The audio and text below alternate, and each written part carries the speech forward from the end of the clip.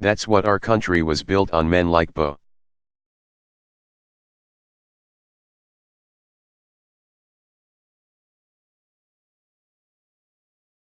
That's who built it, families like this.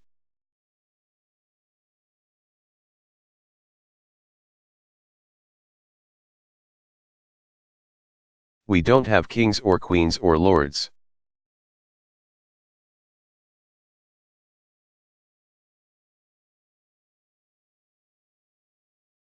We don't have to be born into money to have an impact.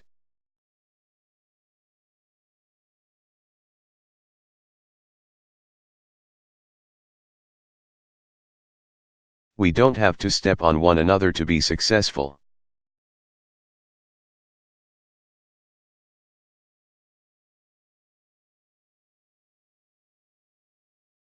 We have this remarkable privilege of being able to earn what we get out of life.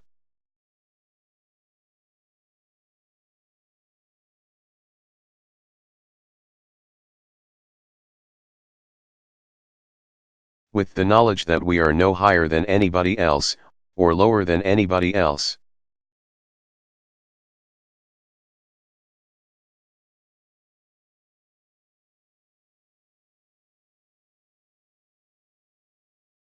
We know this not just because it is in our founding documents.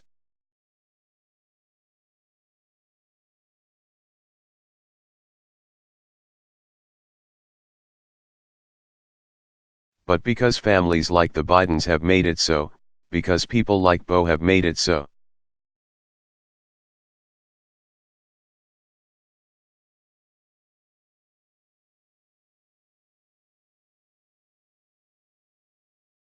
He did in 46 years what most of us couldn't do in 146. He left nothing in the tank.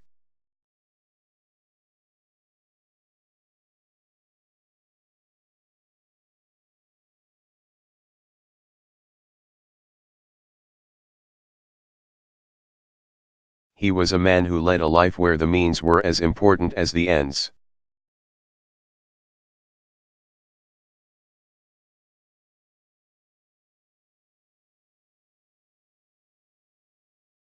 And the example he set made you want to be a better dad, or a better son.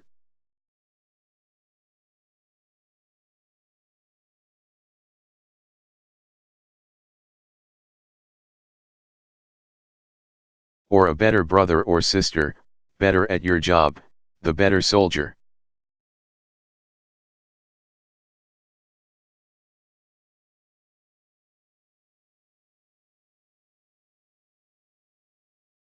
He made you want to be a better person.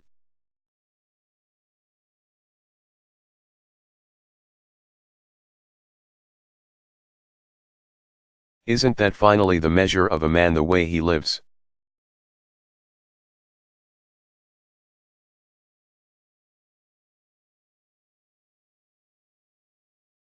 How he treats others, no matter what life may throw at him.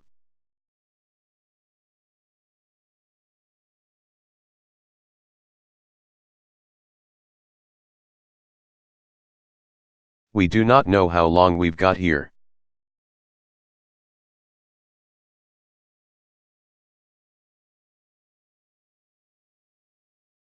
We don't know when fate will intervene.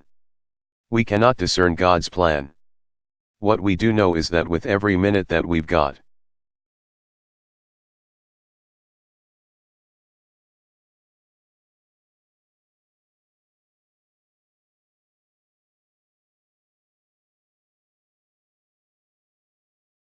we can live our lives in a way that takes nothing for granted. We can love deeply. We can help.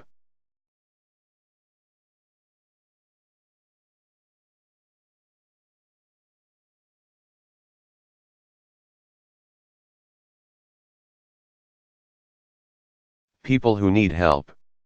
We can teach our children what matters, and pass on empathy and compassion and selflessness.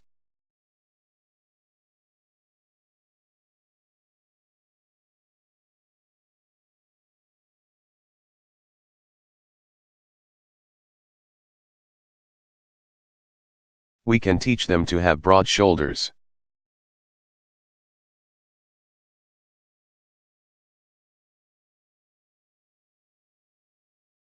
To the Biden family, this sprawling,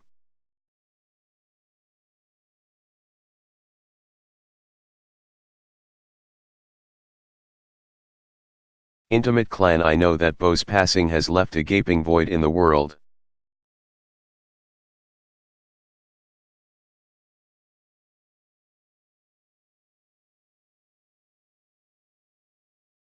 Hallie, I can only imagine the burdens that you've been carrying on your shoulders these past couple of years.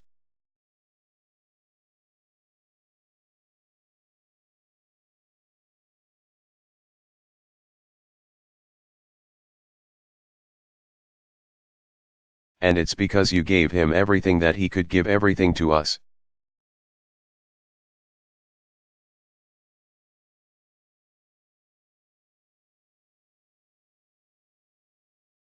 And just as you were there for him, we'll be there for you.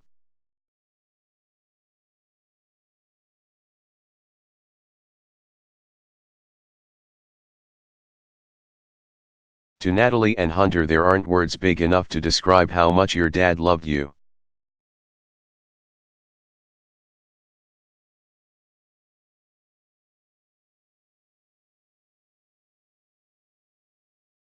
How much he loved your mom.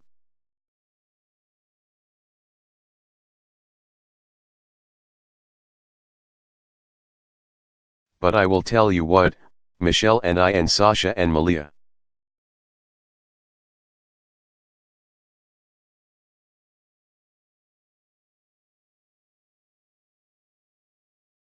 We've become part of the Biden clan. We're honorary members now. And the Biden family rule applies. We're always here for you.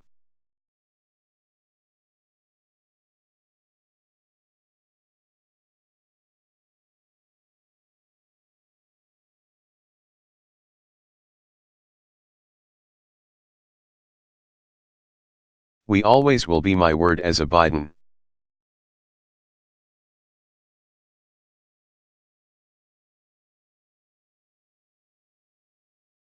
To Joe and Jill, just like everybody else here, Michelle and I thank God you are in our lives.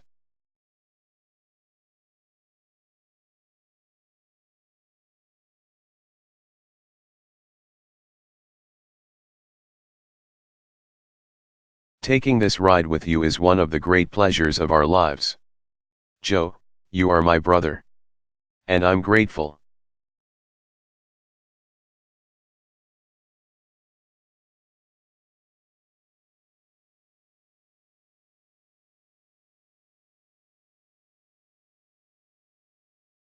Every day that you've got such a big heart, and a big soul, and those broad shoulders. I couldn't admire you more.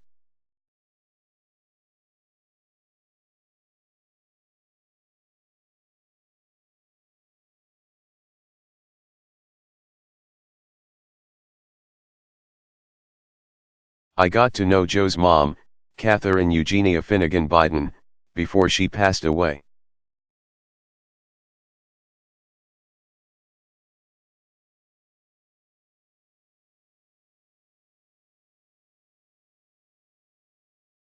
She was on stage with us when we were first elected.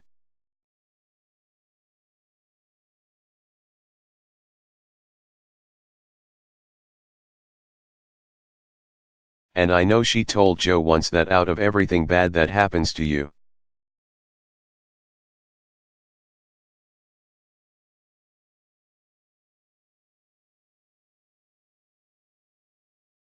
something good will come if you look hard enough.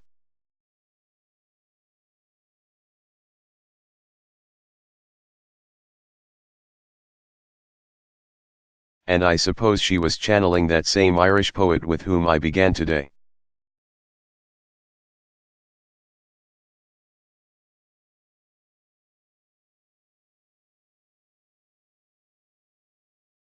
Patrick Kavanagh, when he wrote, "And I said, let grief be a fallen leaf at the dawning of the day."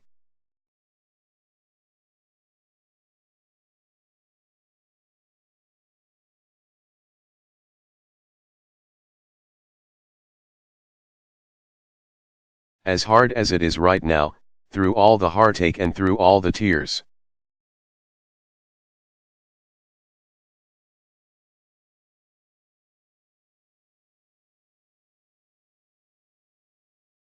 It is our obligation to Bo to think not about what was and what might have been, but instead to think about what is, because of him.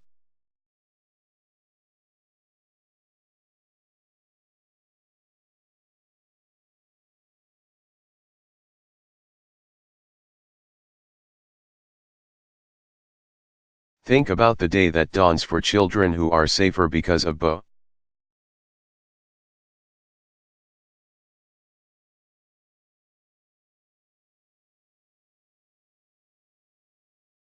Whose lives are fuller, because of him.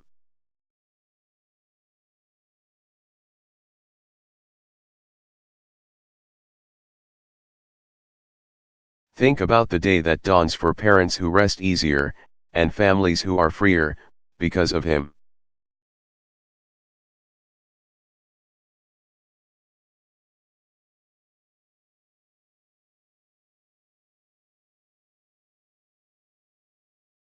Some folks may never know that their lives are better because of Bo Biden. But that's okay. Certainly for Bo.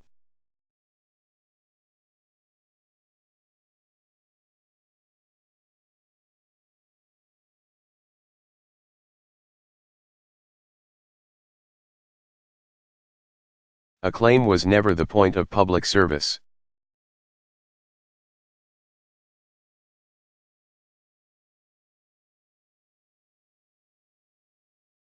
But the lines of well-wishers who've been here all week, they know.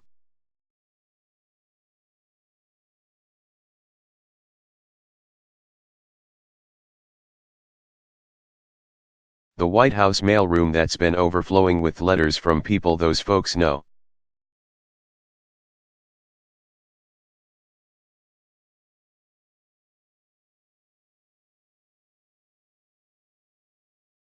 The soldiers who served with Bo, who joined the National Guard because of him.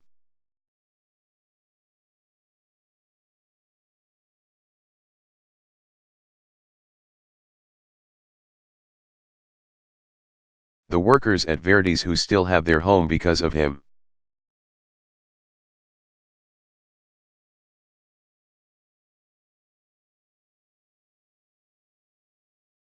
And who thanked him for helping them bus tables one busy night.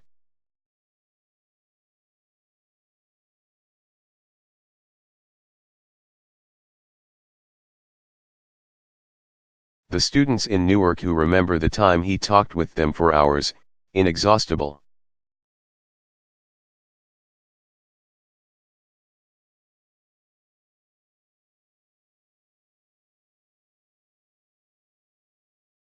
Even after giving a speech, even after taking his National Guard fitness test.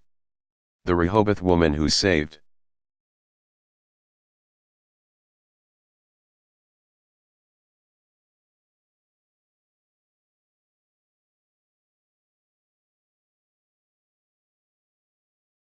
A kind voicemail from him for 5 years, and wrote to say I loved the way he loved his family.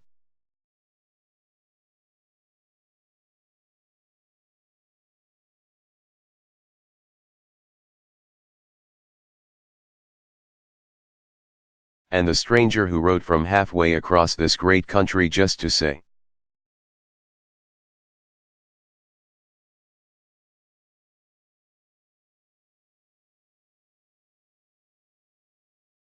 the only thing we can hope for is that our children make us proud by making a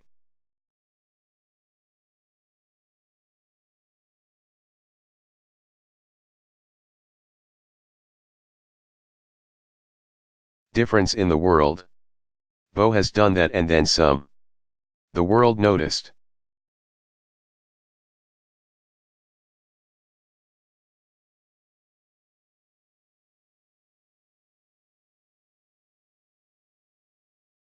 Jill, Joe, Hallie, Hunter, and Natalie, the world noticed.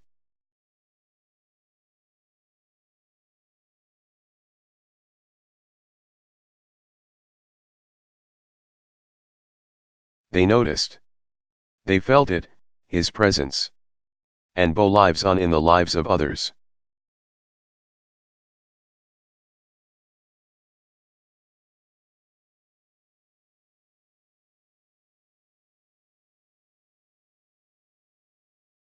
And isn't that the whole point of our time here?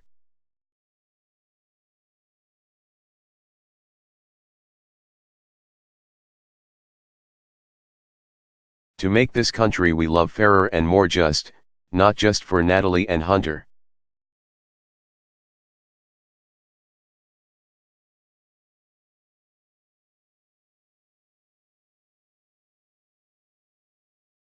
Or Naomi, or Finnegan, or Maisie, or Malia, or Sasha, but for every child?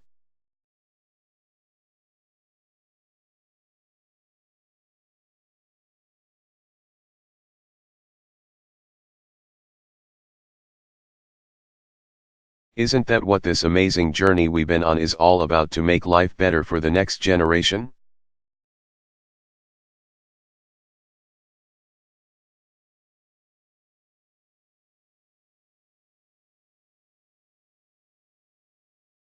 Bo figured that out so early in life.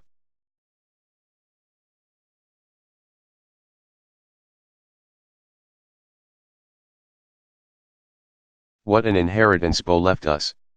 What an example he set.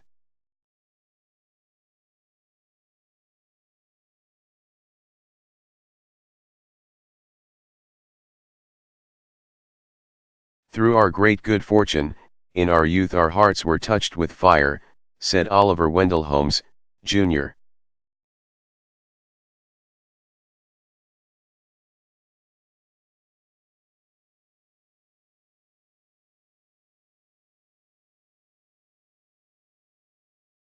But, above all, we have learned that whether a man accepts from fortune her spade,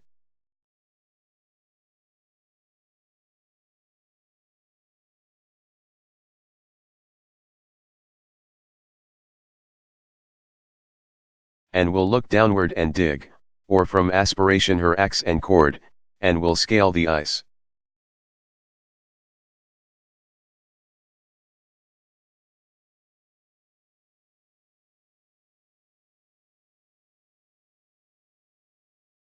The one and only success which it is his to command is to bring to his work a mighty heart.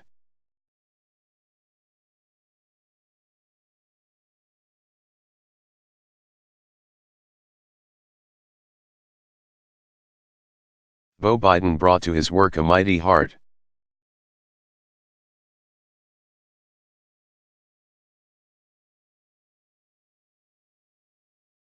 He brought to his family a mighty heart. What a good man. What an original.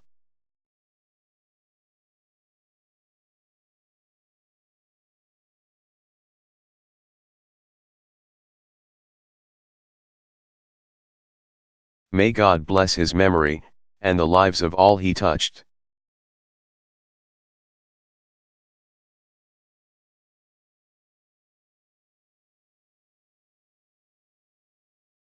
Barack Obama.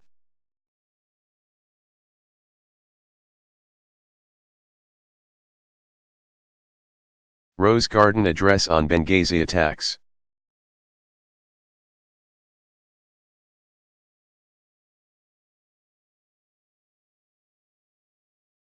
Delivered September 12, 2012, White House, Washington, D.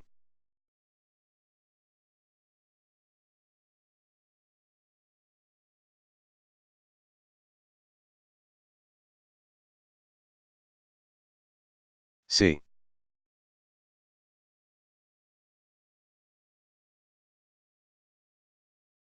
Good morning.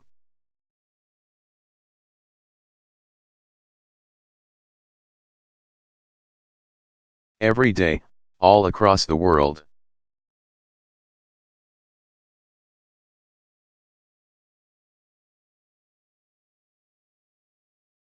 American diplomats and civilians work tirelessly to advance the interests and values of our nation.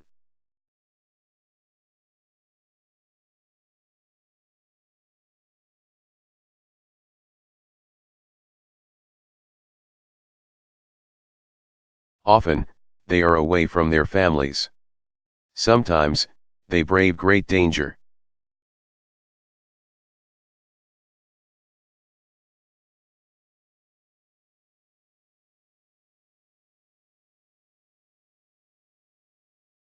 Yesterday, 4 of these extraordinary Americans were killed in an attack on our diplomatic post in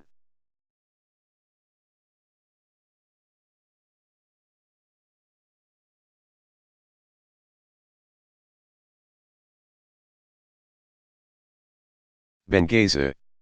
Among those killed was our ambassador, Chris Stevens, as well as Foreign Service Officer Sean Smith.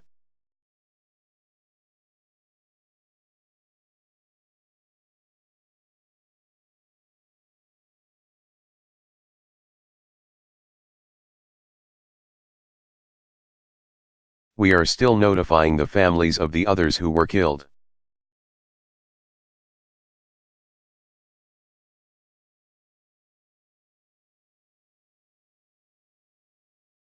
And today, the American people stand united in holding the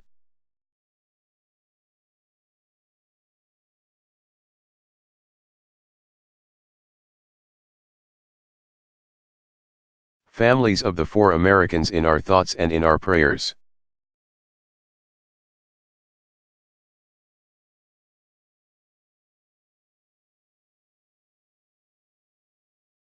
The United States condemns in the strongest terms this outrageous and shocking attack.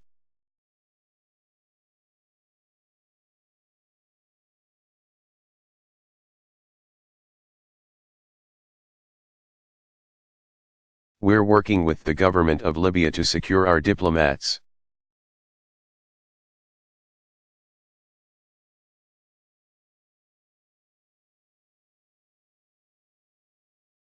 I've also directed my administration to increase our security at diplomatic posts around the world.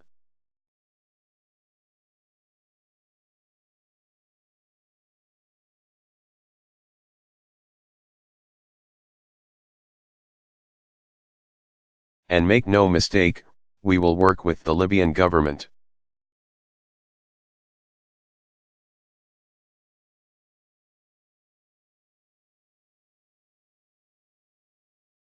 To bring to justice the killers who attacked our people.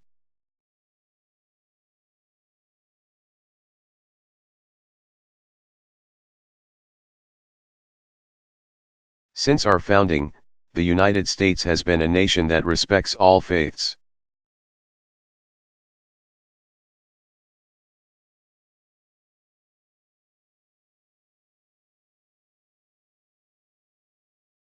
We reject all efforts to denigrate the religious beliefs of others.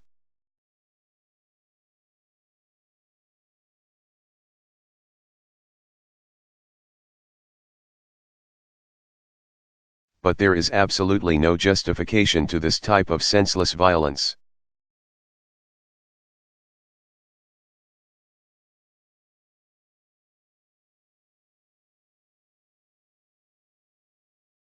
None.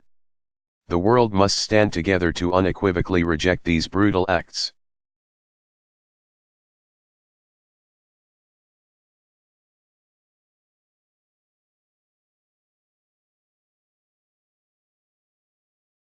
Already, many Libyans have joined us in doing so.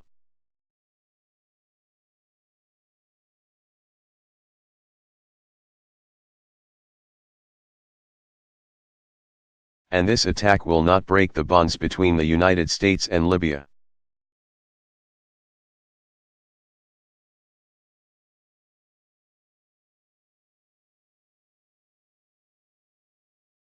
Libyan security personnel fought back against the attackers alongside Americans.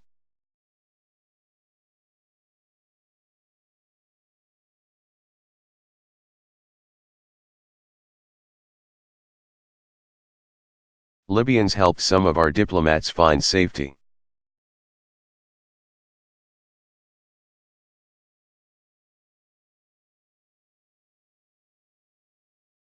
And they carried Ambassador Stevens's body to the hospital, where we tragically learned that he had died.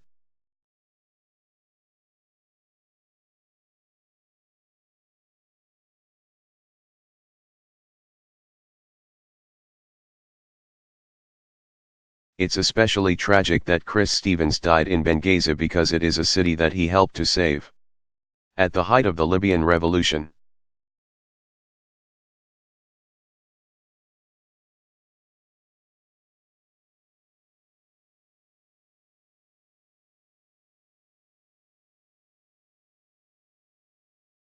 Chris led our diplomatic post in Benghazi with characteristic skill, courage,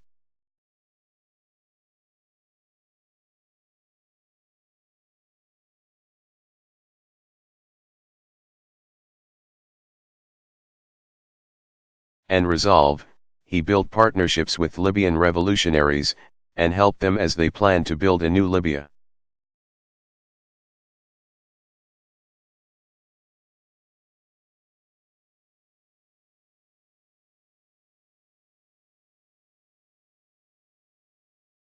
When the Gaddafi regime came to an end, Chris was there to serve as our ambassador to the new Libya.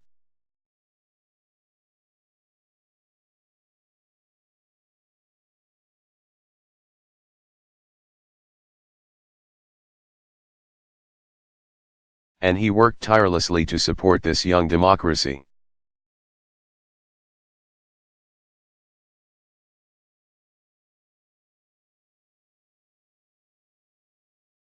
And I think both Secretary Clinton and I relied deeply on his knowledge of the situation on the ground there.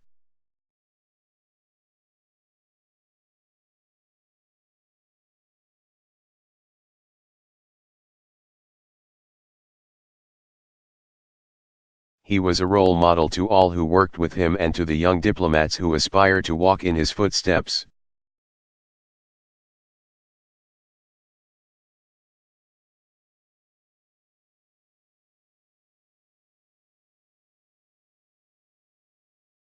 Along with his colleagues.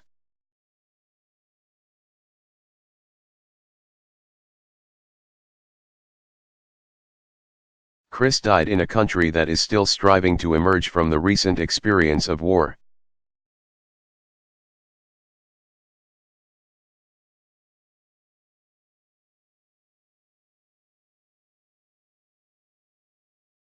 Today, the loss of these 4 Americans is fresh, but our memories of them linger on.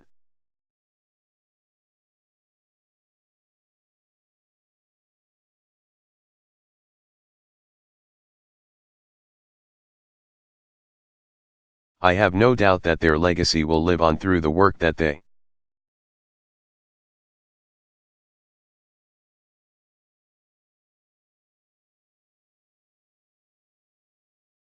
did far from our shores and in the hearts of those who love them back home.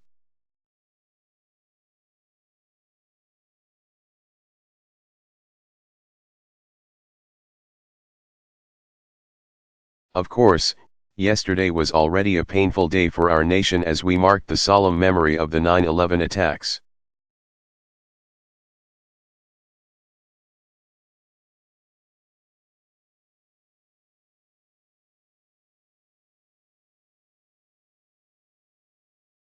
We mourned with the families who were lost on that day.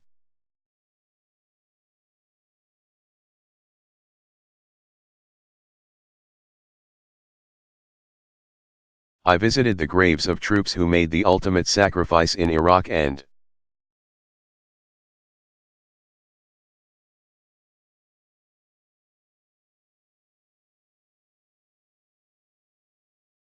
Afghanistan at the hallowed grounds of Arlington Cemetery.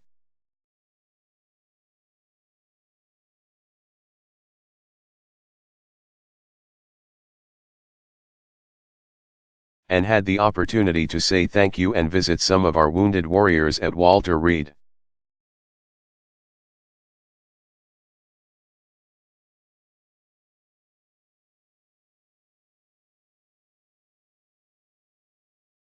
And then last night, we learned the news of this attack in Benghazi.